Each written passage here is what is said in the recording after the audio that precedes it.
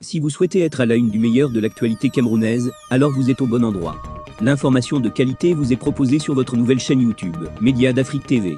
Eh bien, mesdames et messieurs, une fois de plus bienvenue pour cette nouvelle analyse vidéo.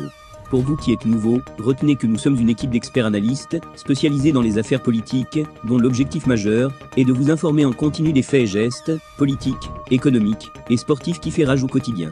Bien sûr, il suffit de vous abonner et d'activer la petite cloche pour rester toujours à l'écoute de la une. À noter aussi que vos commentaires sont toujours les bienvenus. Nous allons plonger au cœur des polémiques qui secouent le football camerounais. Joseph-Antoine Bell, l'ancien gardien légendaire des Lions indomptables, a de nouveau critiqué Samuel Eto'o, le président de la Fédération camerounaise de football. Nous allons également aborder la situation complexe autour de la candidature de Maurice Kamto à la présidentielle de 2025. Restez avec nous pour une analyse détaillée et approfondie. Joseph-Antoine Bell a récemment été invité sur le plateau de l'émission « La vérité en face » de Equinox TV. Comme à son habitude, il n'a pas mâché ses mots concernant la gestion actuelle du football camerounais par Samuel Eto'o.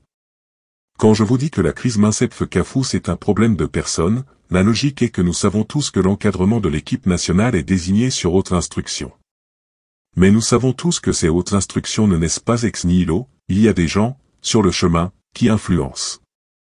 Bell a également critiqué le fait que des décisions importantes concernant l'équipe nationale soient influencées par des intérêts personnels et non par le mérite ou les besoins de l'équipe. Bell a abordé le sujet sensible du refus de la Fekafou de remettre les équipements au Loan Sport aux Lions indomptables lors de leur récent stage à Yaoundé. Il a qualifié ce geste de manque de fair-play, soulignant que l'équipe nationale mérite un traitement exemplaire. Si vous voulez vraiment tourner le dos, alors tournez-lui le dos en lui laissant tous les moyens, c'est ça le fair-play. Il est de notoriété publique que Joseph-Antoine Bell et Samuel Eto'o ont eu plusieurs différends par le passé. Bell n'a jamais hésité à exprimer ses critiques envers la gestion de la Fekafou par Eto'o, ce qui a souvent conduit à des échanges tendus entre les deux figures emblématiques du football camerounais. Il suffit de vous abonner et d'activer la petite cloche pour rester toujours à l'écoute de la une. À noter aussi que vos commentaires sont toujours les bienvenus. Candidature à la présidentielle 2025, Maurice Kamto pourra-t-il finalement se présenter? Maurice Kamto, leader du mouvement pour la renaissance du Cameroun, MRC, envisage de se présenter à la présidentielle de 2025. Cependant, sa candidature est entourée de controverses en raison de l'article 121 du Code électoral. Cet article stipule que seuls les partis ayant des représentants dans les institutions nationales peuvent présenter un candidat. Kamto soutient que certains de ses partisans, encore en fonction, représentent le MRC au sein des institutions. Cette interprétation repose sur le mandat impératif en vigueur, permettant à des élus de conserver leur poste même après avoir changé de parti.